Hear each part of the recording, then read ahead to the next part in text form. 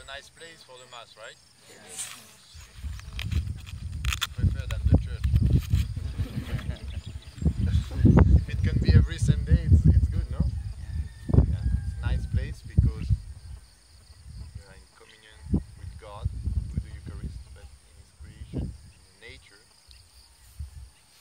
Evokes also the greatness of God. And this beautiful sunrise that we had, and the stars last night, everything. It evokes the greatness of our Lord. Today Jesus has words a bit tough, no? A bit direct to us, to speak to us. And it's good because when you love someone, no, with your best friend, you can be a bit direct, no? You can speak a bit straight to your best friend, no? It's what you do usually, or not? Or you accept that your best friend will speak a bit straight to you. Why? Because you trust that it's for your good and it's your friend loves you. So your best friend, even your boyfriend or your girlfriend, maybe it's more difficult when it's about boyfriend and girlfriend. When your boyfriend speaks very straight to you, suck it. Pero sometimes it's good when you have something to say, because you trust that it's with love. So if Jesus speaks with us straight, and we know that He's our friend, we know that it's with love. So it's for our good. So Jesus today speaks about the news.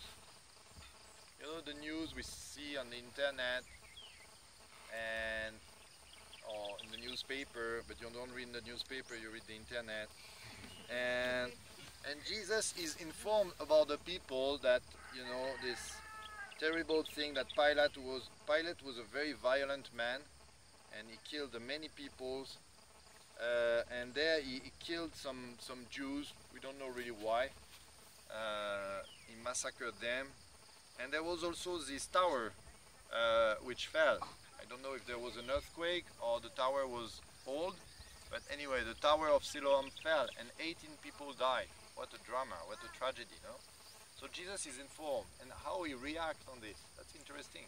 What's the reaction of Jesus on the information, news? He says, first, there were not greater sinners than all other Galileans. That's very interesting.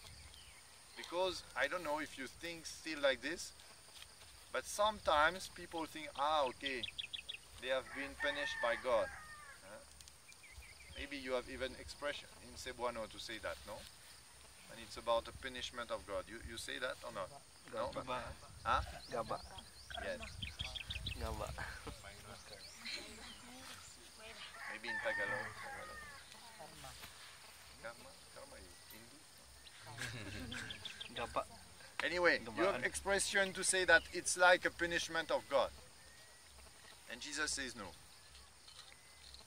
Do you think there were greater sinners? No.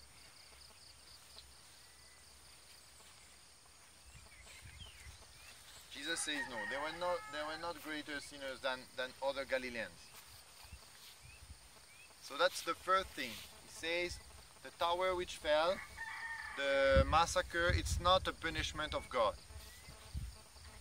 So it's important for us, because sometimes we think that what happens to us, either bad things like a sickness, like a problem, like an accident, we think that, what did I do to God to merit this? Maybe I did something wrong and God is punishing me. Did you never think like this? Who has never said that in his mind? That maybe sometimes you did something wrong, and so that's the reason why God is punishing you now. No? It can happen that we think like this.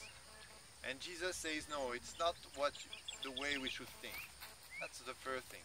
But just after he said another thing.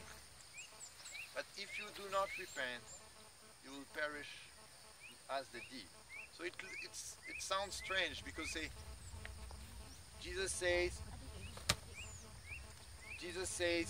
it's not a punishment, but after it's like a threat, no? About we might perish as they did if we do not repent. Actually, let's look a little bit more the text of the gospel. It's about two things where people did not expect to die and they died. They were not prepared. It came violently to them. The tower which fell, the massacre, it came suddenly, violently. So they were not really prepared. And so we don't know how they were prepared to meet God at that time. So Jesus is saying, if you convert, if you change your heart, your life is ready to meet God. And you will not perish like the people who are surprised by something. You will not be surprised by anything.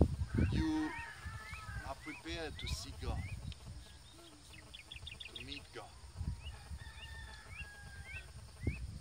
So maybe we don't perceive really the importance of this for us, as we are here in the mountain